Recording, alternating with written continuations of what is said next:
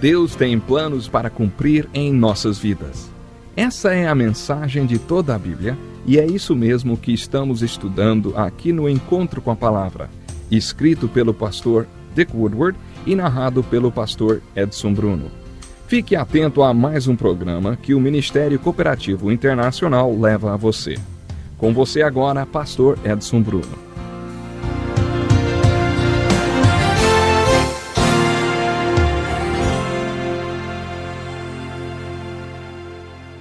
No estudo de hoje, inicialmente, eu gostaria de dizer algumas coisas sobre a Bíblia, que eu sei vão abrir seu entendimento sobre este livro, o livro mais importante do mundo.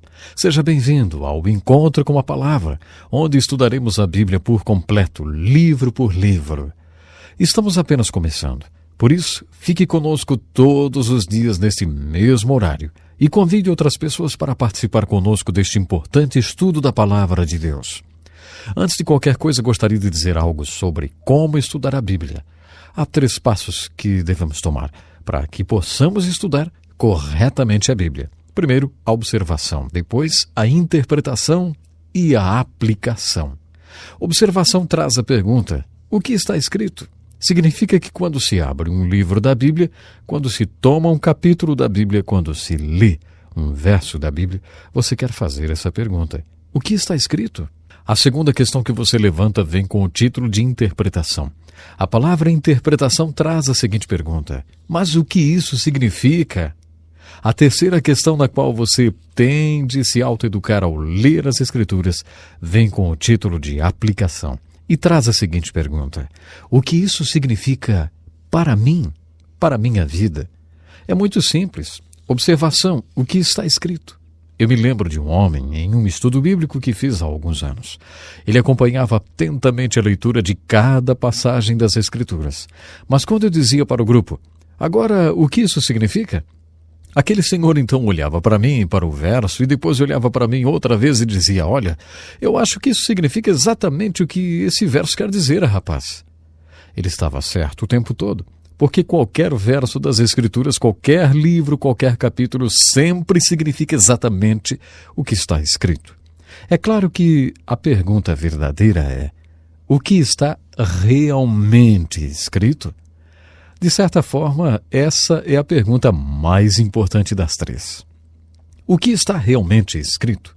Uma vez encontrada a resposta para essa pergunta, não é difícil imaginar o que ela significa, a não ser que você não queira saber. É claro que a pergunta que mais nos interessa no nosso estudo da Bíblia é a terceira: o que essa mensagem significa para mim, para a minha vida? Quando você chegar na seção chamada Aplicação, será preciso fazer algumas perguntas. Por exemplo, existe algum exemplo a ser seguido? Existe algum aviso para prestar atenção?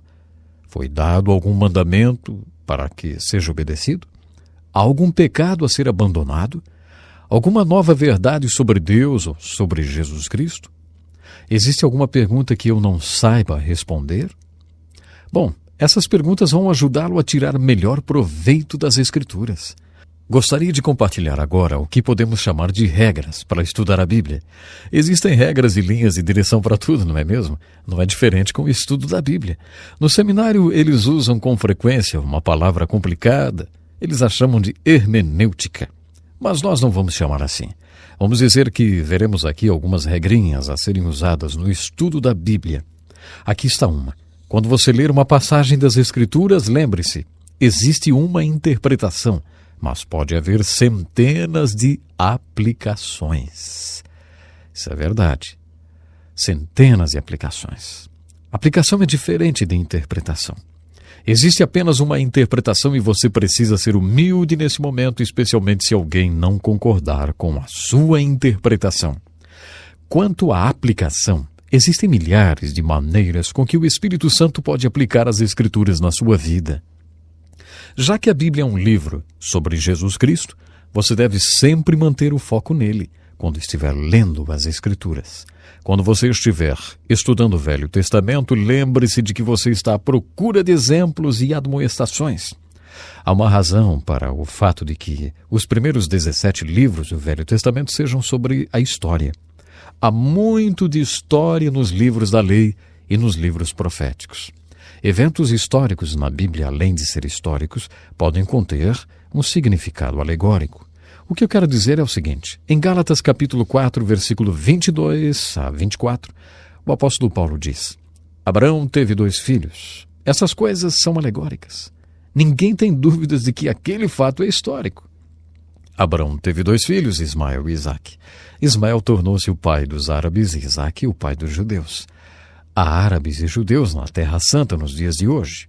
Isto é história. O apóstolo Paulo diz: Abraão teve 2 filhos. Isso também é uma alegoria. Eu acredito que ele mostra por precedentes e por princípios que na Bíblia uma história com E pode ser história com H. E sem tirar nada da historicidade daquela história, a história também pode ter um significado alegórico. Quando o apóstolo Paulo diz que todas essas coisas aconteceram como exemplos, ele usa uma palavra no grego traduzida como exemplos. É uma palavra como a palavra modelo. O que ele realmente está dizendo é que todas aquelas coisas que aconteceram eram modelos, que são como lições ou alegorias. Então, quando você ler a literatura histórica do Velho Testamento, continuando esse estudo histórico, procure por essas alegorias, ou esses modelos, ou esses exemplos e admoestações.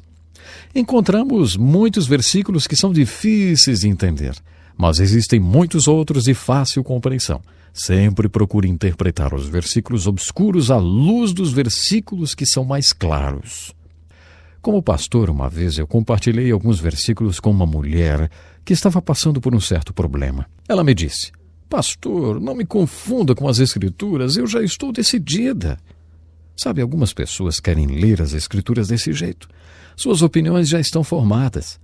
É muito difícil para Deus mostrar a alguém assim o que as Escrituras querem dizer e o que Ele pretende fazer se sua mente já estiver fechada numa opinião.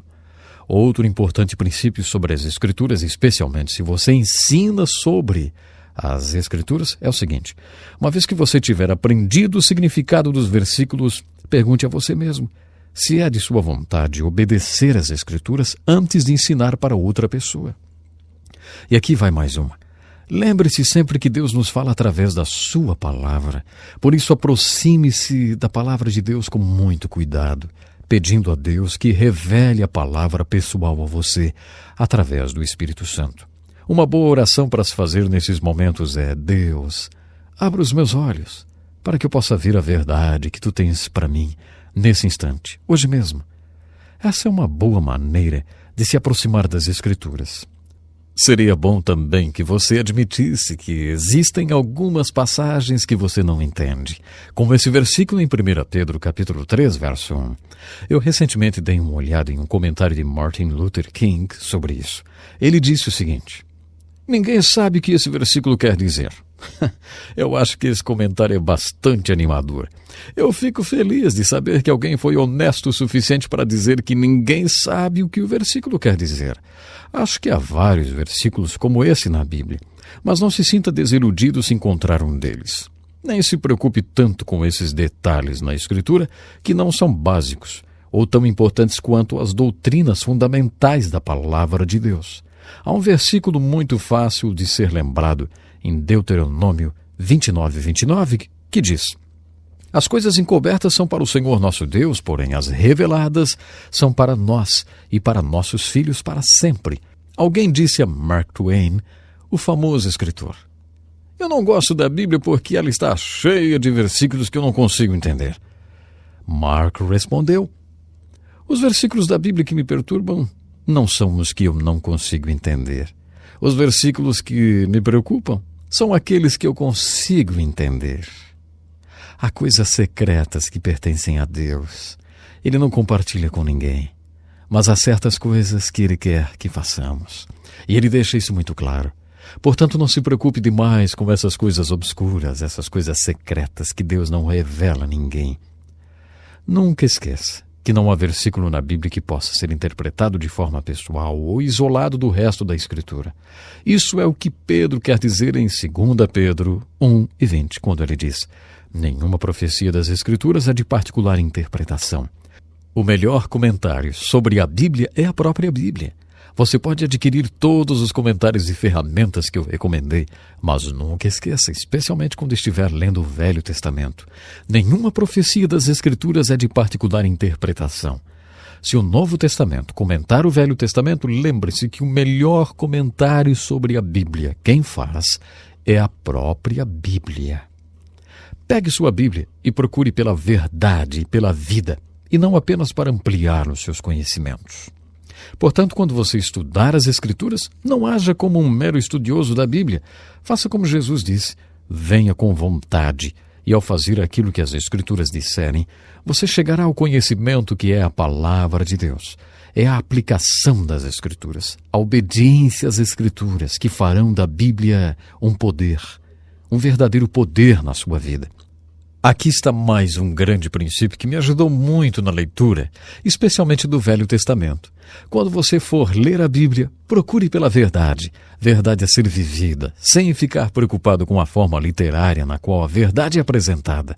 O que eu quero dizer é, quando você menciona o livro de Jonas, imediatamente surge uma discussão sobre se uma baleia pode ou não engolir pessoas, como se essa fosse toda a mensagem do livro de Jonas.